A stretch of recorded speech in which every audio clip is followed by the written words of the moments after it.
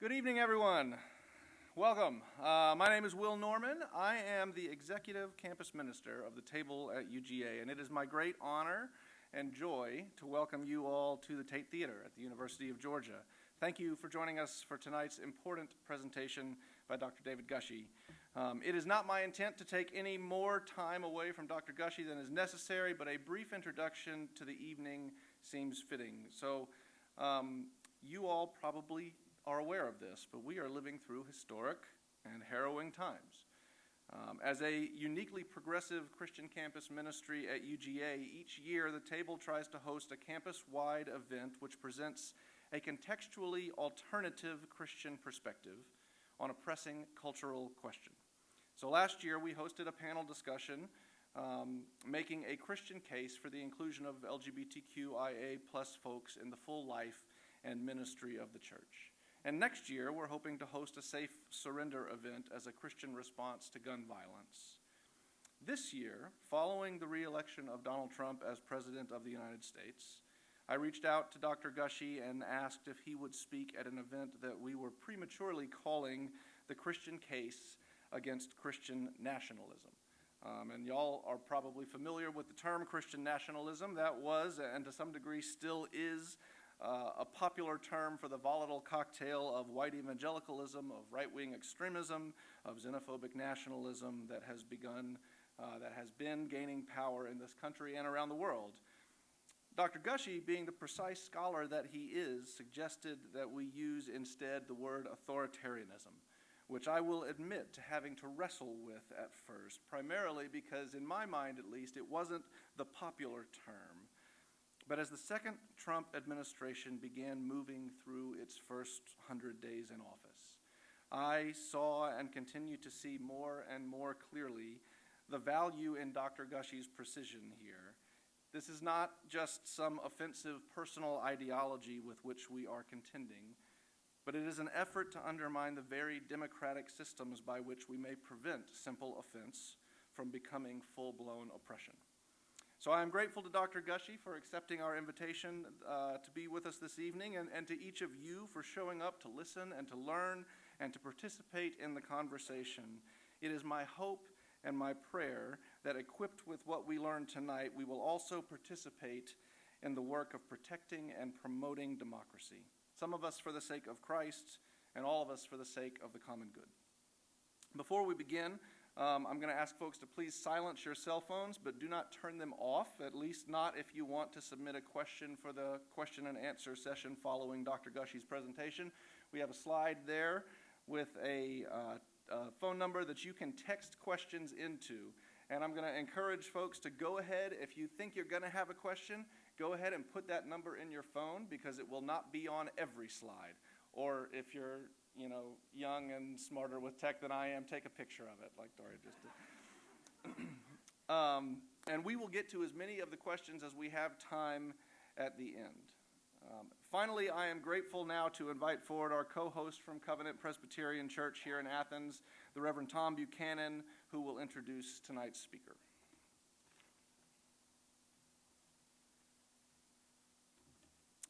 Good evening, everyone. It is a privilege to welcome you to what promises to be a timely and thought-provoking presentation. Tonight, we have the honor of hearing from one of the most influential and courageous voices in contemporary Christian ethics, Dr. David P. Gushee. Dr. Gushee is the Distinguished University Professor of Christian Ethics at Mercer University and the Chair of Christian Social Ethics at the Free University of Amsterdam. He is the elected past president of both the American Academy of Religion and of the Society of Christian Ethics, and is well known for his thoughtful and passionate engagement with some of the most pressing moral and social issues facing the church and society today. Over the course of his career, Dr. Gushee has authored or edited more than 25 books, including Kingdom Ethics, Changing Our Mind, Still Christian, After Evangelicalism, Defending Democracy from Its Christian Enemies, and The Moral Teachings of Jesus. His work is marked by deep moral clarity, theological rigor, and an unwavering commitment to justice and to human dignity. In recent years, he has become an important voice in calling out the dangers of authoritarian tendencies within segments of American Christianity. His presentation tonight, Countering Christian Authoritarianism, will address these critical concerns with the intellectual depth and the moral courage that has made him a trusted guide for many navigating faith in these complex and troubling times. Please join me in welcoming Dr. David Gushee.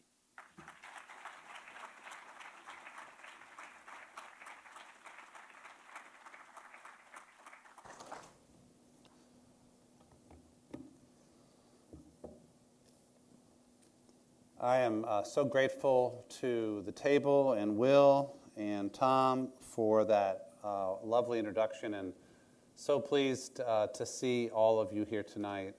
Some friends who I have known for a while and others who are new friends this evening. When I arrived today, I got to have a kind of a, if you're a sports fan, the thrill of arriving next to Kirby Smart yelling at his football team with instructions, and that was, I've been to UGA, I heard Kirby Smart, so that was kind of fun. I am glad to be here. I think this is maybe the second time I've spoken at the University of Georgia, and it's an honor. So, I wrote a book once, and that's the book, and I'm carrying a copy of it, available at fine bookstores, nowhere near where you are, probably. The book, Defending Democracy from Its Christian Enemies, was written in the aftermath of what we thought was the Trump presidency, the one term. Written in 2021 and 22. It was initially my inaugural address at the Free University of Amsterdam, where I compared anti-democratic trends among Christian populations and politicians in 6 different countries. The book was published in October of 2023, and for a very busy year, I went around the country arguing something like this. I argued that democracy was under stress, not just in the U.S., but in other places. In fact, under stress is not a strong enough phrase when we were talking about, for example, Viktor Orban's Hungary, which was one of the chapters in the book, or Vladimir Putin's Russia, or Jair Bolsonaro's Brazil, or what was happening under the Law and Justice Party in Poland. I also did a historical look back at some similar patterns in late 19th and early 20th century France and Germany that prepared the way for fascist tendencies in those countries. What I discovered is that in all of those places, Christian populations, self-identified Christian populations, had been a big part of the problem, either of not consolidating a liberal democracy or of a democratic backsliding or the turn to outright tyranny. And the reason Christians were a big part of the problem was because they had allowed their faith to mingle with or to get confused with or identified with a politics that was becoming anti-democratic. They had come to identify being Christian with being against democracy. Sometimes quite explicitly, democracy was identified as the enemy. Sometimes more subtly by supporting politicians who were clearly enemies of democracy. And so I wanted to explore that. There are a lot of reasons why countries of various types would abandon democracy, a lot of different cultural environments and different stories, but as a Christian ethicist, I'm especially interested in why Christian populations would be susceptible to this. So that's what the book is about. So from October of 2023 through the election, I went around the country, mainly in church environments, making the analysis and the argument and saying that defending our democratic institutions must be the number one voting issue for citizens. And though many, many, many people agreed, overall the argument failed as the election results show. So now it is April 2025. And that's the end of my talk.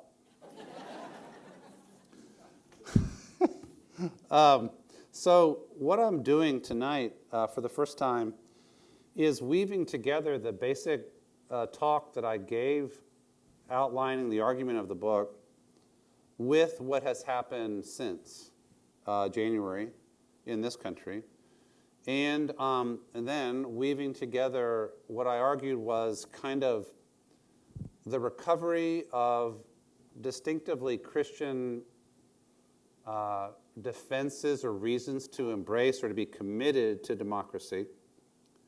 And then I will conclude with some new material on kind of what should the church be doing right now. So the argument has 4 stages. One is diagnostic.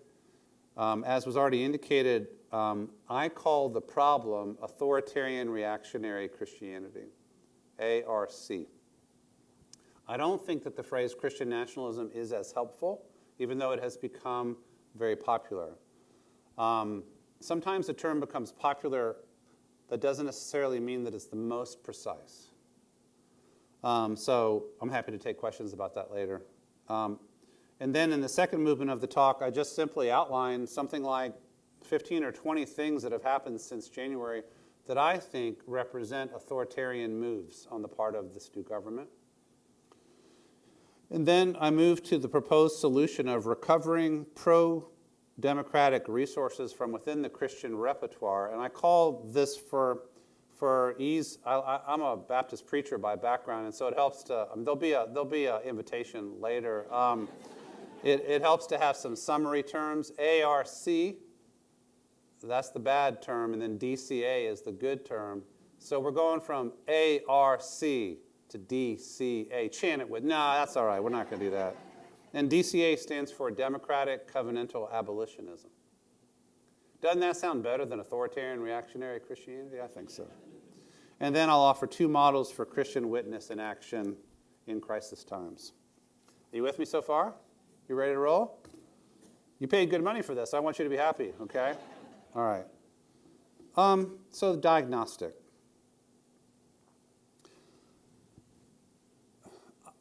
I'll begin by saying something that's not on this slide, and that is that authoritarian tendencies in Christianity do go back a long, long way.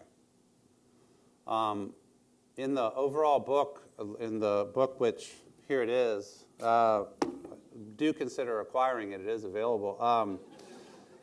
I describe some authoritarianism in the DNA of Christianity. Partly, it's in the theological DNA of any kind of monotheistic religion where God is sovereign and God is king and God's will is what we are to do.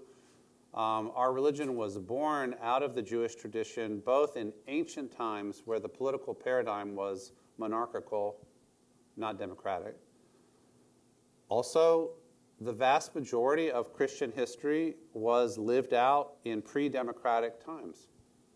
So the political DNA of Christianity was born, it was born under the Roman Empire, which does have resources, actually. The fact that we knew in the beginning how to resist tyrants. But once Constantine came along and Christianity became the official religion of the Roman Empire, and then you had the marriage of church and state. I'll say a little bit more about that later. For centuries, we developed a comfort with being wedded to political power that was very deep. So it was quite an achievement for Christians in the 17th century, 18th century, 19th century to decide that democracy was actually a better political partner to Christianity than authoritarianism or monarchy.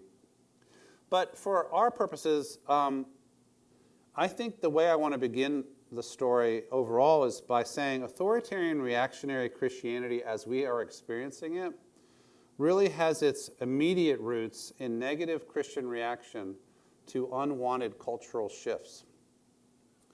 So the starting point word for me really is reaction. Maybe you are a person who has believed this, or your parents or your grandparents, or you know people who would articulate a story of American culture that goes something like this. Once, this was a great Christian nation. But then, the godless, secular liberals came and messed things up. They drove God out of the public schools by banning prayer. They got control of the Supreme Court, which made a variety of decisions which our team didn't like very much, like banning the teaching of the Bible in public schools or public prayer. However the story is told, the overall idea is that since the 60s, Christian belief and morality and tradition have faded in our country, and this is a bad thing. That American culture has accepted major lifestyle changes that are against God's will and not good for people, like the sexual revolution or the breakdown of the family or gay rights. That part of the story is that the population that is unhappy with these changes has had an unarticulated and now more articulated belief that this was founded as a Christian population, a Christian country, and this population has the right to rule, the right to be in charge. So the sense of displacement, the sense of the loss of Christian power, that there would be presidents who are not believers, that there would be governors who are Jewish or Muslim or something, that there would be secular folks who would be in charge of many of our institutions, is seen as a threat to social power as well as a threat to how the country is supposed to be. The racial and ethnic dimension, I think, in this story, there doesn't have to be a racial or ethnic dimension, but in the U.S. there definitely is. I think one could begin this story provocatively in 1954 with Brown versus Board of Education. The way that especially the South, but not only the South, reacted to the Supreme Court mandated integration of the public schools 70 years ago now, in many ways sets the trajectory of what happened after that. Don't also overlook the 1965 Immigration Reform Act, which opened immigration in large numbers from the global South. So the combination of the civil rights movement, a growing immigrant population, not from Europe, non-white, helped to racialize or ethnicize the reaction to cultural changes. And it began, for some people, they were focusing on race, other people were focusing on abortion, other people were focusing on sex, other people were focusing on feminism. But what they all had in common was all of these changes are happening so fast and we don't want them, and they're against what this country should be and against what God wants. I would say that the racial piece had to be the most underground because the moral grandeur of the civil rights movement was so widely understood. I would say that that underground nature of the racial resentment is far less underground now than it was 30 years ago. I would add that this traditionalist, conservative, resentful Christian population also began to feel under attack from culture makers of all types. Educators, K through 12 or university, entertainment figures, media, mainstream news, the business community, the military. Everywhere this population looked, they saw their values being, in their sense, their belief, repudiated by elites in culture.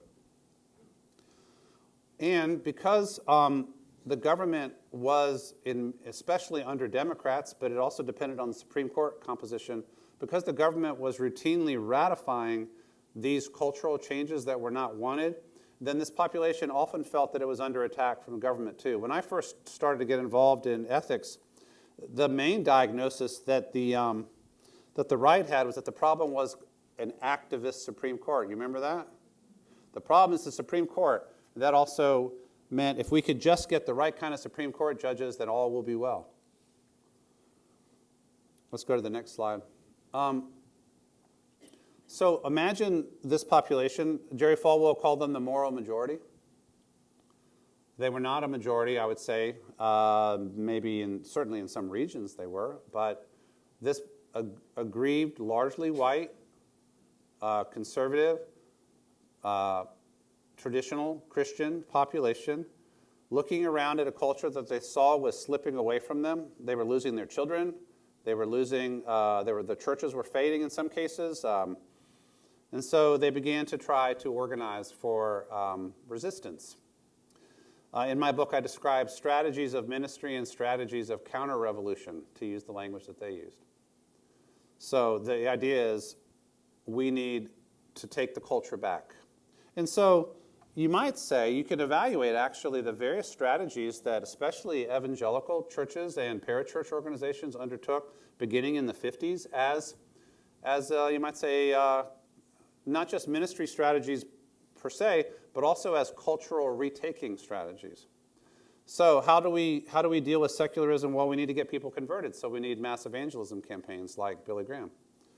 How do we keep from losing our children? We need youth ministries and college ministries that are sturdy and conservative and biblical and inerrantist or whatever. So we need to disciple the young.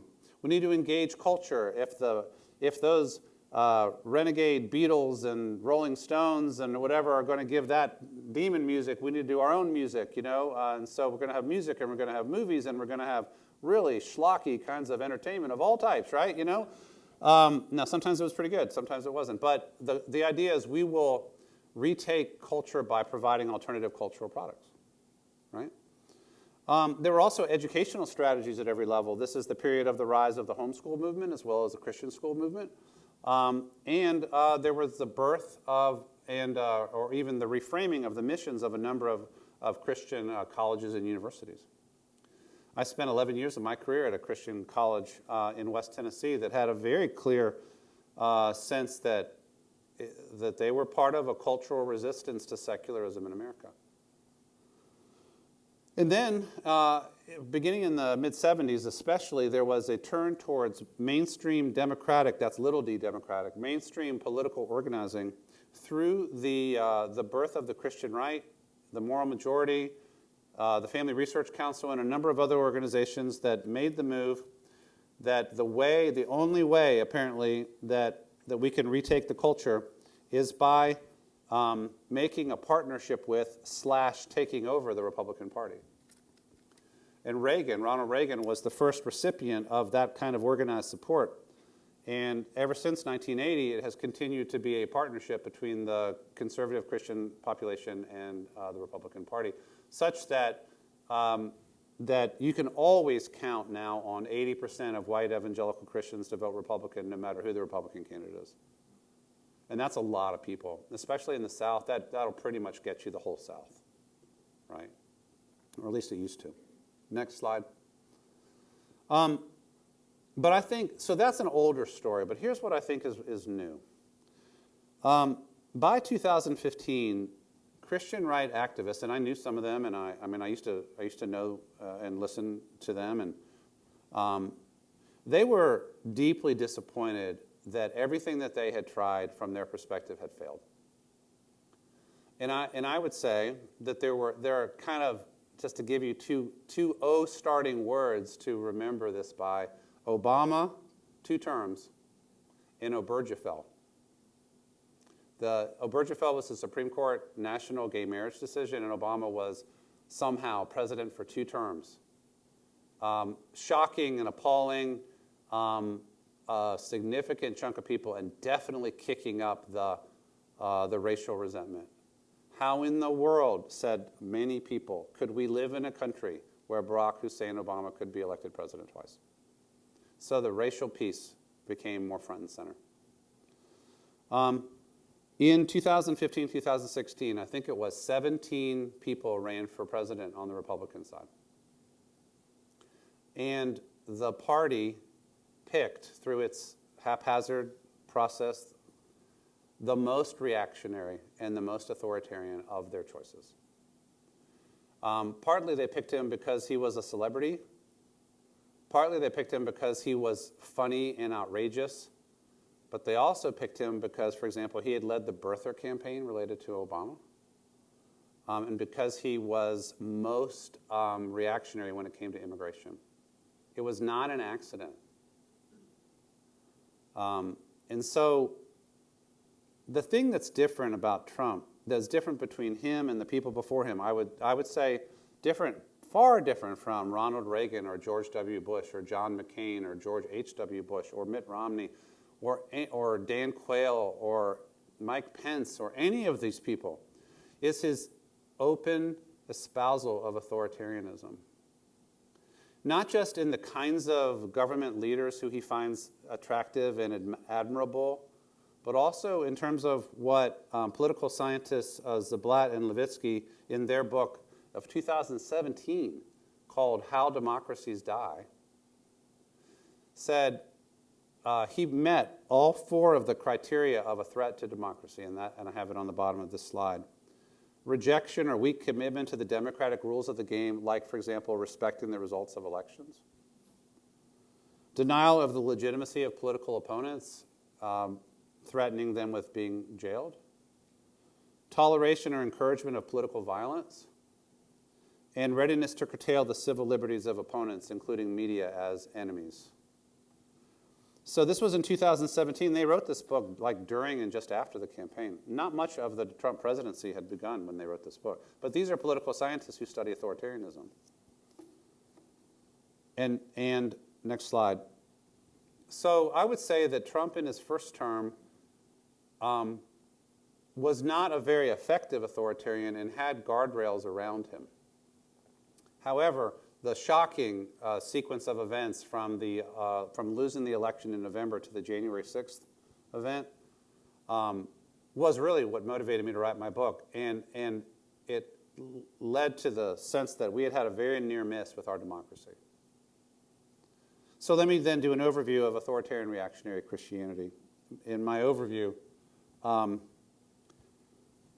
authoritarian reactionary Christianity happens when a large, aggrieved, traditionalist Christian population in a country that they believe was once a quote-unquote Christian country moves into a visceral reactionary posture in response to cultural shifts that they don't want, and a politician or party emerges who proclaims and shows that he shares their concerns, it's almost always a he, that he shares their concerns, is committed to winning for them and with them, and will not confine himself to the niceties of the democratic rules of the game.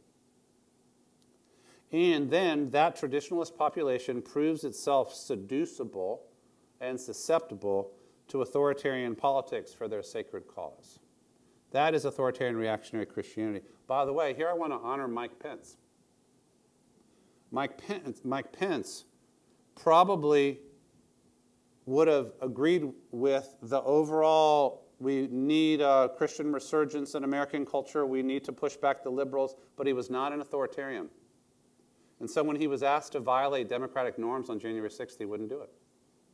And that's the difference. We have to be able to draw distinctions. And here I would fault sometimes progressives or Democrats who cannot tell the difference between those who are a threat to democracy and those who they just don't like their policies, right? So next slide. I just sketched policy developments since January 20th that strike me as falling into the category of authoritarian, at least in potential, if not in actuality. And I was talking with my protege, Josh, in the car, and we kept coming up with more things. So I'll just tick through these real quickly. Okay, that's January 20th. Today is what? April 10th? We don't have 3 months in yet, right? Here they are. Attacks on the independent judiciary and the threat to ignore legal rulings. Attacks on the universities, including leveraging federal money and attempting to control curriculum and mandating the end of DEI. Attacks on the independent media, including lawsuits against media, blocking of briefing room access, and the banning of the AP because they won't call it the Gulf of America. Attacks on law firms that represent plaintiffs and critics or former enemies of the president. The executive order blocked access to government buildings, and so on. attacks on freedom of expression, including, and I was aware this might well happen, including using the assessment of people's social media accounts as a criteria to determine whether they are to be deported if they are like foreign green card holders or student visa holders. After the election, my instinct was to get out of all of my social media because I thought it was going to be easy pickings. And so I disconnected all of my social media after November because I felt that, I mean, having studied authoritarianism, it's an easy mark, right? So watch out for that. Threats to prosecute political opponents, and this has included removal of the personal security for threatened former office holders and the removal of security clearances for hated political opponents. Shipping off of green card and student visa holders with no due process. You've seen some of this in the news. Attacks on transgender people, including government employment, military service, passports, bathroom access. I think the attack on the trans population is a campaign of erasure. I didn't put on here, it was just an oversight, the way that some people have been shipped without due process to a notorious Salvadoran prison, where supposedly we can't have any control over what happens to them anymore and where their families are not given any information as to how to find them. This is called disappearing people. This is what authoritarian governments do. Next slide. Attacks on the government civil service, not just the chainsaw firings of people without due process, but the humiliation of government officials going into their job like at HHS and being told today is the day that you can't get access to your computer, or at USAID you have an hour, or was it 30 minutes to pack up your stuff and go out, with cameras watching lines of people who served the United States being ushered off of the property. Firing of accountability officers such as the inspectors general and the JAGs. Don't miss that JAGs story. The JAGs in the military are the ones, they're the judge advocate generals. They're the lawyers who assess whether military personnel are adhering to the rule of military law. If you weaken the JAGs, you weaken the oversight of military conduct. The anti-DEI, diversity, equity, and inclusion campaign broadening into a campaign against a truthful narrative of American history, as well as being used as the basis, apparently, for firing qualified minority leaders based on accusations that they were DEI hires. The use of social media to threaten and intimidate, and I also put on here the holstering of it, meaning it can be used later. The fact that we've already seen for several years that like Truth Social or X can be used to name people or relatives of people. Like this judge has a daughter who lives at this address. That is just a recipe for intimidation and harassment. Social media being weaponized in that way is repugnant. The abuse of executive orders and the overriding of statutory authorities.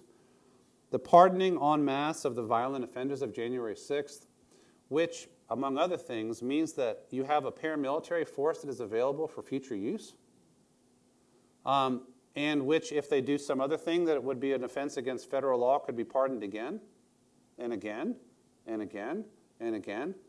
One of the things I learned from studying the run-up to Nazi Germany, like in the 1920s, as central authority broke down, both the communists and the Nazis had paramilitary armies of some size, much bigger than the military, and they battled in the streets. You do not want paramilitaries in a democracy. And then don't forget the readiness to question the November 24 election results. They were ready. All of a sudden, the election was fair because they won. And I finally would also add the destabilizing nature of the statements of the president that he is happy and ready to serve a third term in violation of the Constitution. Did I get them all? Next slide. I don't think so. Let me just say, just in sum, it's not like Stalin, it's not Hitler, but it doesn't have to be Stalin or Hitler to be worrisome. Authoritarianism is a snip by snip by snip kind of, especially in an established democracy, what you do is you cut away at the underpinnings of democracy in 100 different ways. So that in a year it's very different than it was the year before, and in another year it's very different. Concerned citizens need to be paying attention. And by the way, for me, though, the tariff stuff is a big deal, and this drop of the stock market is a big deal, and all kinds of things are a big deal. It's the authoritarian stuff in particular that we have to keep an eye on if we want to protect democracy. All right, so the third movement of 4 tonight. In the book, I try to entice Christians who are tempted by authoritarian reactionary Christianity to remember their own history. To say, remember. What is it, Lion King? Remember who you are. Remember that? Is that Lion King, Mufasa, right? Remember who you are. There are many Christians who helped to theorize and to develop modern democracy. Any honest history of the birth of parliamentarianism and the American Revolution and the French Revolution and so on understands that both religious and Enlightenment intellectual trends or currents help to create the conditions of modern democracy. On the Christian side, I name 3 particular traditions that I think are especially interesting. One is the Baptistic tradition. From the early 17th century, the Baptists, beginning in England and then also in the Netherlands, began making this basic argument: religion is a matter between the believer and God. The state has no business mandating what the religion of the people should be. The state should not be killing people for a particular religious belief. Government powers need to be limited because absolute power corrupts. There does not need to be a religious establishment because it is corrupting both to the state and to the church. What we need is a free church in a free state. The government must be held responsible for protecting human rights, beginning with freedom of conscience and freedom of religion. As early as 1649, I believe it was, the Baptist Richard Overton was making an argument like this. Meanwhile, perhaps equally important, the early Baptists were practicing egalitarian democratic community. They were saying, it is possible for a community of human beings to gather together and create a community and not have somebody over them with a big old club. They can choose to create congregations, to govern themselves, to elect their own leaders, to have a covenant or a constitution that governs their affairs. We do not need a king to tell us how to do religion. We can do it ourselves. It's pretty widely known that the Baptists of Virginia refused to support the ratification of the Constitution if without the separation of church and state in the First Amendment. Now, how are the Baptists in the South doing today on such matters? Okay, let's move on, shall we? I also identify a little more controversially Puritan covenantalism. Now, the Puritans have a bad name for good reason in a lot of ways. But in the context of 17th century and late 16th century England, they were making a different kind of argument against the establishment of the day. They basically said that the church belongs to Jesus, not to the king or to a bishop. That the church is formed via a sacred covenant made voluntarily by the community that then establishes the rule of law together in that community. In other words, what the church is, Jesus is the only monarch. The church is a covenantal community created by the voluntary assent of the people who write a covenant to establish their norms and then write something like a constitution to establish how they will operate together. If you've ever been to a boring church business meeting where somebody is referring to bylaw 37A.2, they're doing this kind of stuff, right? It's terribly boring and awful, except for the alternative is worse. The alternative is the monarchical pastor saying, here's how it's going to be. The Puritans said, no, this is done by the community. I understand that's how Will runs his campus ministry, and it's really pretty tough over there. So So a covenantal vision. We together covenant to be a certain kind of community. We do not need a hierarchical authority structure to tell us what that community will be, and we will govern ourselves. I remember as I was studying the Puritans, I remember reading that the English monarchs were terrified of the Puritans because they understood that it was a fundamental challenge to top-down monarchical government. The Puritans also reasoned by analogy to parliamentary self-government. That, if this is true in the church, maybe it can also be true in the state. Not all Puritans got there, but some did. That what if we think of the polity itself as a covenant made by the people together? What if we have a shared document? We might call it a constitution. What if we elect representatives who are deeply covenantal in their orientation, who write laws that we agree to abide by because they were written by our representatives? And what if we take the rule of law as sacred to our community? So this was the birth of democratic or Republican covenantalism or even constitutionalism. I spend a lot of time in my ethics talking about covenantalism these days because a covenant is essentially a sacred agreement of a community, or that community could be two people, it could be more, to live in a certain way in community together. I would suggest that every time a president takes an oath of office, he or she is making a covenant vow. It's a covenant loyalty vow.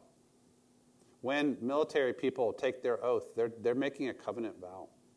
When new citizens make their oath, they're making a covenant vow. I think we've entirely emptied out the meaning of covenant. Everybody in position of authority in a democratically or constitutionally constituted organization is a covenantal actor. It's interesting, Martin Luther King saw this, and he said we need a new or renewed democratic covenant, not the end of the covenant, but a renewal of it. So I think part of what's happening here, you could have a nice argument with the authoritarian reactionary Christians. I think a lot of them believe that America is a covenantal republic, but it just doesn't include people other than them. I believe that our covenantalism needs to be broadened to include more and more people. In fact, that is the story, I believe, of America since the 60s, a broadening of democratic covenantalism. And I think that is precisely what the ARC people are not happy about. Next slide. The last strand that I emphasize is the black pro-democratic abolitionist heritage, a thread running through our entire history, seeking to reform our central founding flaw, that is the racial corruption of our republic. Often based in the historic black churches, often led by pastors and very active lay people, the black abolitionist tradition was first about ending slavery, but ever since we can use that term abolitionist to describe a broader tendency, a broader passion to abolish everything that is not in keeping with the true meaning of our democracy at its best. When Martin Luther King at the March on Washington in the I Have a Dream speech said it's time to rise up and live out the true meaning of our creed, he was in fact speaking of a democratic covenant. It was like calling for democratic covenant renewal. And I think that's what we need right now. By the way, some of what is being done by this administration is maybe best interpreted in terms of like covenant violations. For example, if a former government, the Biden administration or an earlier one, promised certain populations of immigrants that they could stay here if they did certain things, and they played by the rules that they were told, they kind of made a covenant with these populations. If the next administration can come in and say, forget that, we don't have that covenant anymore, you're out. For example, we've got the news today, Social Security may be weaponized to if you withdraw people's Social Security identity, they become legally dead in America, and they may have to leave. A former government said, this is something you can do. Or how about, and then it extends to trade agreements. We have a trade agreement, now we don't. We have an alliance, now we don't. Covenant is central to the well-being of community. If you elect people who don't have any concern for covenant, you corrupt the very basis of community. So next slide. There are a lot of other resources that could be called upon. The social gospel tradition of the early 20th century, Walter Rauschenbusch and so on, and coming from that, what's sometimes called the mainline Protestant social creed or social teaching tradition, the ecumenical Protestant tradition. Feminist Christian social ethics has pro-democratic, egalitarian resources. Catholic social teaching after Vatican II in the 60s is remarkably pro-democratic for a tradition that was not pro-democratic before. The Christian democratic socialist tradition beginning in the UK in the 19th century. Liberationist ethics in its reformist voice beginning in the 1960s.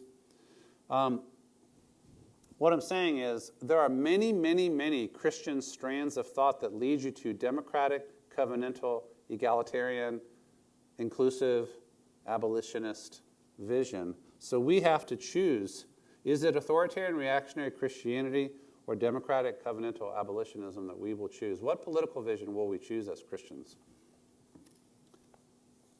And on this point, there are deep divisions within the Christian church. Last couple of slides. 2 models for Christian witness and action in regular time and crisis time. People are asking me more and more these days, what do I tell my church? What do we do? How do we position ourselves right now? So I reach back to the past for 2 paradigms. One, there was an ethicist one generation ahead of me named Steve Mott, a Methodist ethicist. He taught at Gordon Conwell. He wrote a book called Biblical Ethics and Social Change in 1982 in which he said there's really 5 options. I've put 4 on here for a reason I'll explain. There's 5 options for how the church bears witness. One is we tell people about Jesus and we live out our faith. The second is we develop a distinct, I might call it covenantal church polity in which we know who we are and we are sturdy against being seduced by alien ideologies. We know who we are. The third, he said, is creative reform through politics, in which we are an engaged community attempting to address policymakers and write letters to the editor and do the things you do when you're a political citizen. The fourth, he called, it's not a new idea to him, strategic non-cooperation. We will not cooperate with the injustice that you want to do. We will purposefully, however silently, thwart the injustice that you want to do. We will stand in your way. The fifth option he mentioned, because theoretically it's always part of this discussion, is revolutionary violence. I didn't put it on here because I did not want to be misunderstood. And then I want to take you back to my favorite, perhaps, theologian, Dietrich Bonhoeffer. In 1933, Hitler came to power in January of 33, and the harassment of the Jews began just about immediately. There were boycotts of Jewish shops. I think it was April 1st. There were laws passed to drive Jews out of employment. All kinds of harassment of Jewish people out of the civil service and so on. It was way before the Holocaust, but it was anti-democratic and it was cruel. And so in the fall of 33, Bonhoeffer, just 27 years old, gave a speech to church leaders called The Church and the Jewish Question. And he said this: when the state does what we think is unjust, we have 3 things that we can do. First, ask the state whether its actions are legitimate in terms of its own mandate. A way to rephrase that would be, ask the state about the legality, constitutionality, and rightness of its actions. Direct address to state officials. And they did that, actually, in Nazi Germany. Church leaders would sit in rooms with Nazi officials. There were meetings with Hitler. There were protest letters. There were telegrams. They did various things that they could do as long as they could do them. So I would say to you, if you believe that law is being misused or the rule of law is being violated or policies are wrong, address the state directly. Secondly, he said, we can and must aid the victims of state action. He called this an unconditional obligation. Quoting Paul, do good to all people. So Think about the victims of state action around us today. It's not everybody, but it's plenty of people. And then in the most famous line in his speech that led people to walk out, like these people are walking out right now. We love you. Thank you. Thank you for being here. We timed that for the dramatic effect this evening. He said, as the wheel of the state injustice is rolling over people, drive a spoke in the wheel. It's like, picture a bike, if you put like a stick in there, you lock up the wheel. Put a spoke in the wheel. He says, this is only possible and desirable when the church sees the state fail in its function of creating law and order. He went on to say, sometimes the church fails by too much law and order. You might say authoritarianism. And sometimes the state fails by too much law and order, and sometimes the state fails by too little law and order, like inadequate enforcement of criminal law or something.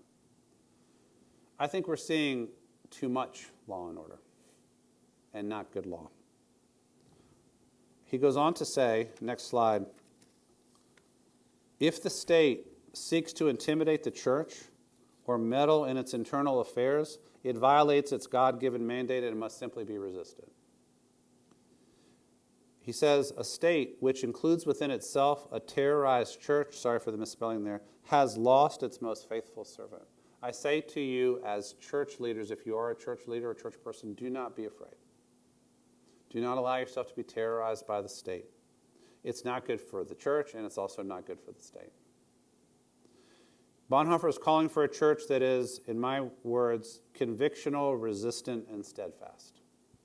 By the way, I'm going to be giving the farewell address to the graduates at McAfee School of Theology in May, and that's the name of my address, convictional, resistant, and steadfast. Last slide.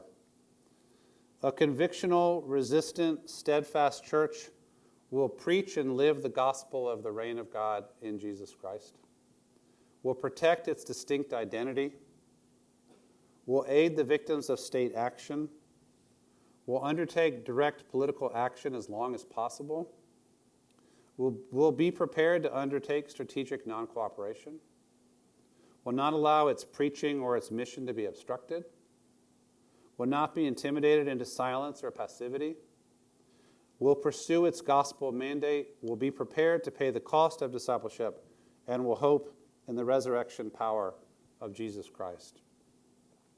The church has a history of times like this. It's that history that is now in need of being recovered. It's actually some of our best moments. And so if you are a Christian person or a Christian leader, we have our path. If you're just a regular citizen, resist authoritarianism, protect the rule of law, go to the aid of the victims.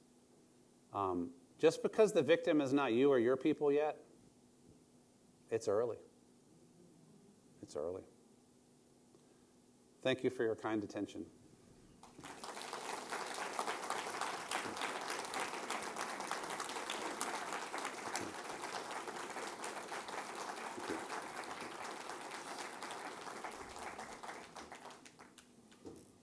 See if I can not blind myself here. Thank you so much, Dr. Gushee. We have received a number of questions from the audience, and I am just going to go through. I'm leaving. See you. Okay. No. This has been fun.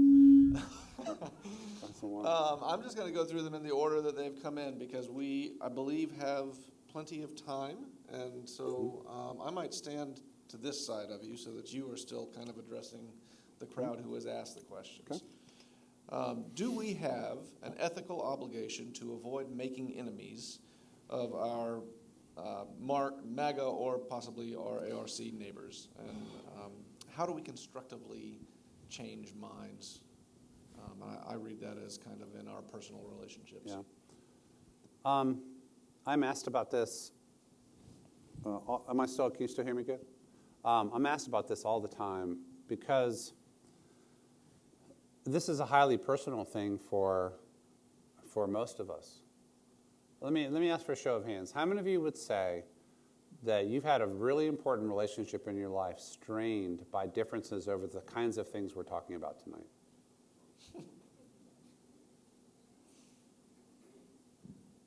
I mean, that's almost 100%. People with their parents, people with their grandparents, with their siblings, people at church. It's interesting, I'll be speaking at the Festival of Homiletics in May in Atlanta, and I think they're calling it preaching in a time of polarization. Isn't that right, Josh? So even that language is interesting because, in a sense, it suggests that the main problem is polarization, which means the shifting of people to poles, the inability to find common ground. If the main problem is polarization, then the main mandate is like peacemaking, finding common ground, looking for ways to stay in relationship. And I feel all that. I have family members voted 3 times for Trump. I was a pastor of a purple church. You know that phrase, purple church? During the early years of the first Trump term. A lot of kind of like big steeple churches in small towns in the South, this is your reality, right? I've had failures in making peace or keeping relationships going, while also some successes. I think that the general mandate that Paul says in Romans 12, insofar as it depends upon you, live at peace with all, is still authoritative. The teaching of Jesus in Matthew 5, if you realize your brother or sister has something against you, drop what your gift at the altar and go seek to make peace. But seeking to make peace and living at peace with all, insofar as it depends on us, cannot come at the expense of pretending that we're not caring about people or issues or things that we care about. And I think what a lot of us have found is just the simple expression of some of the most core convictions is itself an insuperable obstacle to friendship with other people or family members. They just can't take it, or we can't take it as we listen to their expressions. So sometimes what people do is they navigate a kind of a truce, either formally or informally. It's Thanksgiving. We won't talk about it today. Pass the beans or whatever, right? That's not wrong. It's not very satisfying, is it? I think there are ways to arrange intelligent conversations with the frank exchange of ideas, but I think we've lost a shared informational space so that we can even agree on facts. And we've lost a sense of we're in this community together. It's like one side wins and they just maximally do what they want, and the other side wins and sometimes they just maximally do what they want. By the way, one of the things that Zablad and Levitsky say is institutional forbearance is part of the norm of democracy. What that means is if you have a power, you don't necessarily exercise it to the fullest possible extent because you want to not humiliate or crush the other side. You want them to want to remain in the community with you. We're not doing very well with that. So forbearance, not always having to say everything, speaking the truth when one must, attempting to remain in a relationship. In every situation of political crisis, families and friendships are divided over differences. It is inevitable. It always happens. We do the best that we can. But there's a definition of convictions that Jay McClendon came up with. A conviction is a life-defining belief such that if we did not believe that, we would not be who we are. When somebody challenges us at a level of conviction like that, it is going to be impossible to pretend that it's not a conviction. And we may not be able to find common ground, and we may find relationship impossible. So for me at this moment, I think standing up for convictions on these matters is a higher priority for me than attempting to fuzz things over so that I can live in peace with people at this moment. Thank you. Can methods that other countries have used to fight fascism be as effective here, particularly given our racist past and present? I wonder what other countries are in mind in that question. Yeah. I was just thinking generally, I mean, I was thinking more of like the history of, especially like with the civil rights and like slavery in this country. I think it's very deep. And so I wonder if that poses an extra challenge to like every symbol of oppression and racism, but I don't know if that makes sense. Okay, I'm sure y'all didn't hear that, but I'll try to. I do think one way to analyze a significant chunk of our problem is we never really resolved what kind of society we were going to be after the Civil War. And more scholarly attention is going to the failure of Reconstruction. The compromise was at 1876, I think, where the troops were pulled out of the South, and the South was free to embrace the myth of the lost cause and the rise of the Jim Crow regime. And it's not just a Southern thing, as the presence of Confederate flags at the January 6th thing helps to reveal.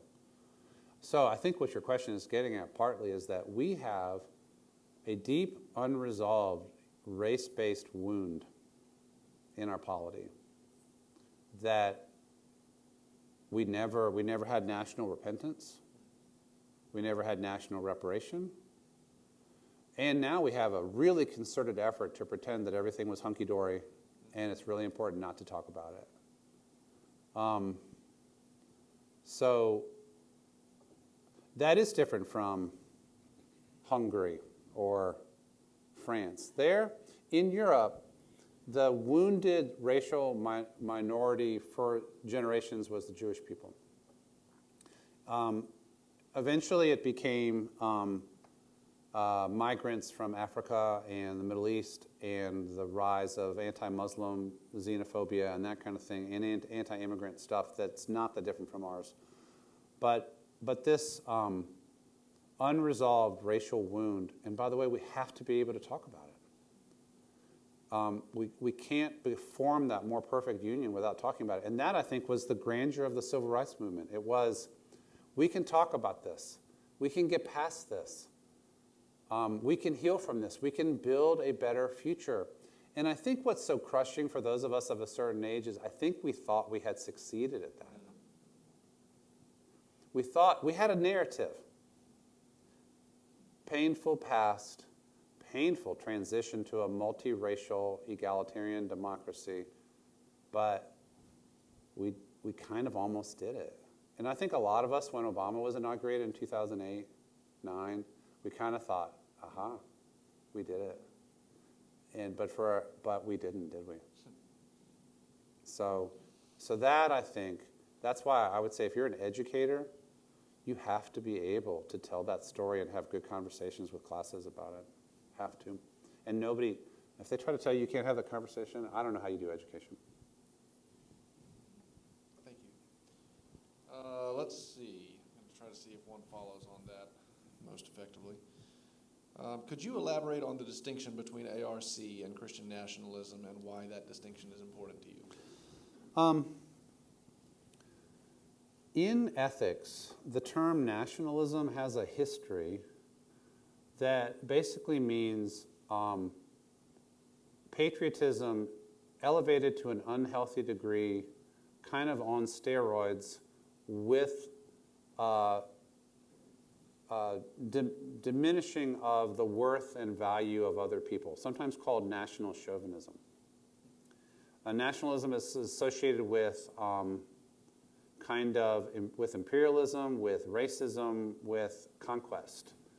I think that while this iteration of Trump has more of that than the first one did, the story I told about the population that I think is most interesting, the reactionary Christian population, I don't think that they could really be described as imperialistic, conquest-oriented national chauvinists. I think their story is a different story. It's a mythologizing of an American Christian past, deeply connected to a vision of traditional religious values and a desire to return to that past and to defeat those forces that have eroded that kind of society. So that's the reactionary bit. The Christian bit is obvious. The authoritarian thing is when the more recent development, when the decision is made that we cannot get there through democratic means. And so we have to embrace an authoritarian who can help us get there. The other thing is, when you actually look at the books that started to use the language of Christian nationalism, and there's good stuff. I mean, Taking America Back for God, everybody's read that book, and there's a number of others. By the time they define Christian nationalism, like they'll say things like the belief that the society should be Christian, led by men of native birth who are white, who are patriarchal, who are, and it just kind of, you end up with a lot of pieces on top of it. But the main thing is, like, sometimes if you poll people, you say, do you want a Christian nation? Yeah, I do. I want a Christian nation the way that Martin Luther King wanted a Christian nation. So in that sense, the idea of a Christian nation is not an enemy. It's just kind of what kind of Christian nation are you wanting? So for all those reasons, I think that the term is imprecise and it actually loses friends. The idea that the way that one reacts to all the cultural changes since the 60s is to say we're against it, that's reaction. The idea that Christianity authorizes negative reaction to every cultural change since the 60s and that the current solution is authoritarian government, that I think is our problem at this moment, and that's why I think it should be called that. But again, I go to conferences where Christian nationalism is the language. I'm happy to use it, but it's just not my preferred language. Thank you very much. Okay, there are factions among those within the DCA realm. How do we bring those together and work for this common good? To work for this common good, rather. Yeah, I mean, there's historic denominational differences.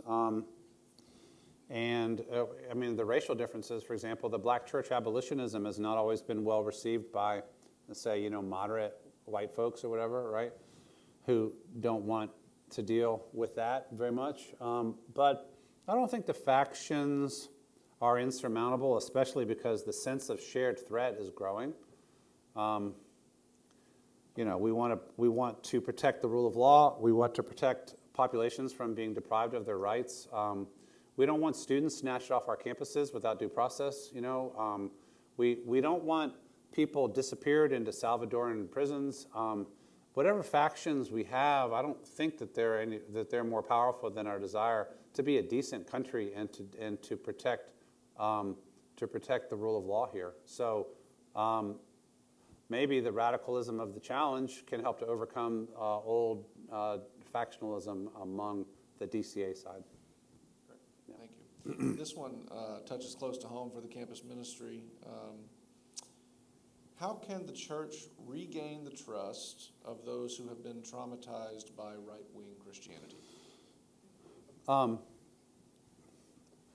One authoritative statistic is that 18 million people have left evangelical Christianity in the U.S. in the last 10 years. I'm a leader in the post-evangelical collective, which is actually having its third annual gathering in Nashville at the end of this month. I invite you all, drop everything, come to the post-evangelical collective in Nashville. Several of my students are going to be there. I'll be there. So what happens is, here's the way I would say it. As right-wing Christianity has been seduced, not to put too fine a point on it, by authoritarianism and reactionary politics, it loses scads of people.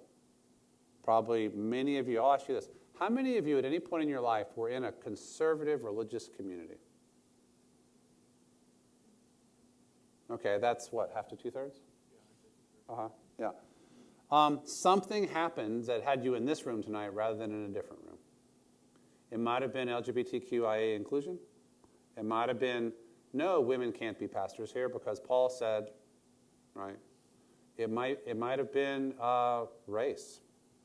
It might, for a lot of people, it's been the embrace of Trumpism and stuff, right, over the last 8 or 9 years. It might have been something else.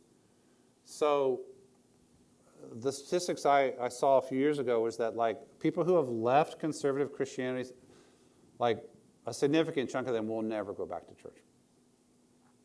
They're just done. There's the nuns and the duns, right? They're done. And for some, like to use modern language, it's triggering to even walk in a church. Church is a place of pain. Why would I want to go there? But yet, I would say more are like, if I could just find a church where my loved ones would be safe. If I could just find a church where I didn't have to swallow hard and accept stuff that I really don't believe. If I could just find a welcoming community, a prophetic community, a justice-oriented community, how about a DCA community? If I could just find that, I'd be in church in a minute. The Post-Evangelical Collective is attempting to equip and build up churches like that. And if you look at that website, postevangelicalcollective.org, they have a map of churches. It's dozens and dozens of them now. I don't know what the total number is right now. So there are churches that are developing. In my experience, especially with LGBTQIA refugees from traditional churches, if they can find a church that is genuinely, truly not pretending, but really inclusive, a lot of times people will come back. But I would never say, don't take seriously your trauma. Go anyway. It's some kind of duty. And I would also say there's all kind of online and other kinds of spaces where people meet that are places of support and resourcing and equipping. But yeah, one reason I write and speak about these things is because I'm called to be a pastor. I want people to want to follow Jesus. If people are driven away from Jesus by extremist Christianity, that's a loss to the gospel. So I care about this as a pastor, as a how about this word, evangelist, and not just as an ethicist. So in every community, more and more, one can say that in nearly every community, one can find a place that is on the other side of all of that. Find such a place. I hope you can. Yeah. All right, we've got one from a student for sure, because I've been learning in my legal theory class about the connection between evangelism and constitutional originalism to promote, quote, traditional American values. How might we combat this connection between this view of the Constitution and Christianity when many claim Christianity was its intention? There is a kind of common thread in a certain kind of textual originalism in constitutional theory and inerrancy in biblical hermeneutics. The idea that the text must be treated as sacred and unchangeable, and that the intent of the author is either that or that the actual plain meaning of the words is what determines the proper interpretation. So that's the parallel that I see, a kind of a wooden literalism that does not allow anybody to learn anything new. Anybody to challenge a text and say, well, that may have been what the text said in Joshua, or what the Dred Scott decision said in 1857? But that doesn't mean it was inerrant. It means that it was what was thought at the time. And so I believe in covenant communities that are attempting to form a more perfect covenant community.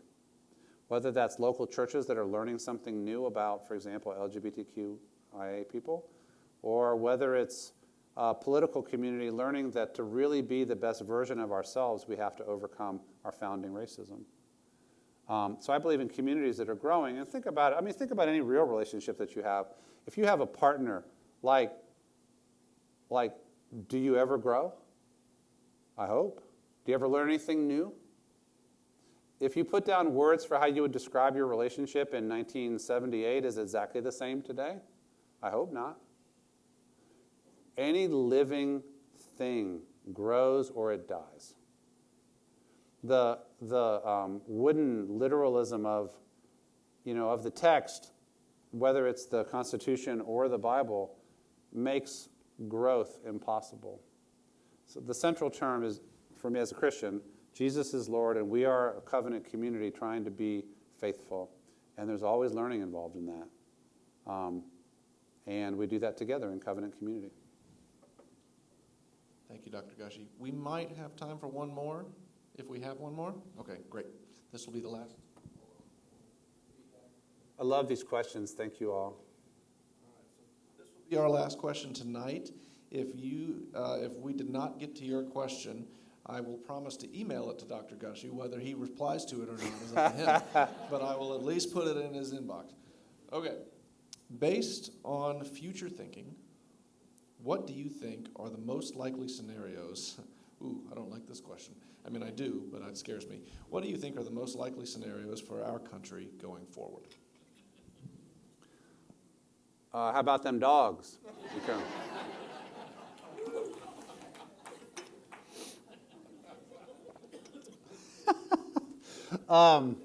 Actually, I was asked about this. I was asked this very question this morning from a couple that is considering leaving the country. They have overseas opportunities. They have young children. They're very concerned, and they were asking me to help them think about whether they should leave the country. There is some evidence of people leaving the country. There's some leading scholars, 2 scholars that I quote in my book, Yale professors of fascism, Timothy Snyder and Jason Stanley, have both left and gone to Canada. It's not easy to leave the country. There's a lot of people who might like to leave. Why did I begin with that answer? What does that say? So this is what I said to them.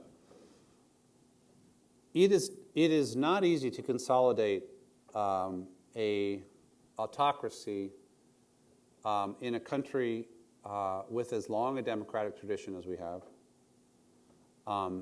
and with as many people who fiercely oppose it as we have here. I was thinking, how many of you play the game of Hearts? Do you know the game of Hearts? Boy, this is sad. You need to play the game of Hearts, okay? Hearts is a game where you're trying to avoid taking hearts when you're playing, but there's one opportunity where you want to take all the hearts, and that's called shooting the moon. So if you can fool the other people, if you get all of the 26 cards, if you get all of the hearts plus the Queen of Spades, they have to lose and you win. I think that to establish an autocracy in a country like ours is like shooting the moon. You have to have everything going with you. You have to have. I think you have to be able to have most or all forces of resistance neutered and significantly strong popular support. Trump definitely didn't have that in his first term, and I don't think he has it in this term. But I do think he has people around him who are less resistant to an effort to attempt an authoritarian shooting of the moon, you might say. I don't think he's going to succeed. I also think that one of the things I've learned about the American electorate is the American electorate cares more about financial stuff than anything else. So if the economy is crashed because of a tariff policy, or people lose 50% of the value of their 401ks, or a lot of people lose their jobs, it's hard to become a popular autocrat when you are crashing the economy. And that may be what's coming, we don't know. By the way, though, isn't it sad that people will give up democracy if they feel that, well, I mean, if financially that's a higher priority and they feel like that person can do that for them. I do think that many populations are going to be treated cruelly in days to come, because they already are. That includes immigrants, documented and undocumented, people of color. Look at this DEI thing, and so on. Government employees we've already seen. I don't think that an autocracy will be successfully achieved. I also think that the decentralized nature of our elections, by the way, I didn't even mention this proposal to centralize election, right? He said that too. The decentralized nature of our elections and the difficulty of manipulating election results across an entire country means it's going to be difficult to subvert election processes, especially if there's an overwhelming vote against. I think that the Republicans will lose the House in 2026. I think it's quite likely that they'll lose the presidency in 2028. I think the judiciary is showing some tough resistance to things that are unconstitutional. We'll see what the Supreme Court ends up doing with the 700 cases that are going to be in front of them. So I don't think an autocracy is going to be consolidated here, but I also think we're closer to it than at any time since the South in the post-Reconstruction days. And so nothing is to be taken for granted, and we all need to do our part to stand up, not just for constitutional values, but just for human values, just for humanity. Empathy for the people snatched off the street and not told where they're going, and their families not knowing where they are. Just empathy and humanity and decency. So I think our democracy will survive this, but we also need renewal so that we don't ever get here again. What did the young couple decide?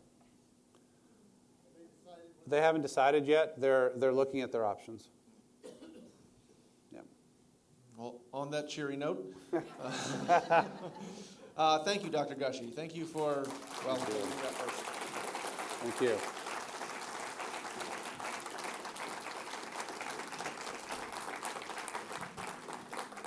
Thank you for helping to open our eyes, to clarify our vision, to give us some strategies to inspire us for change.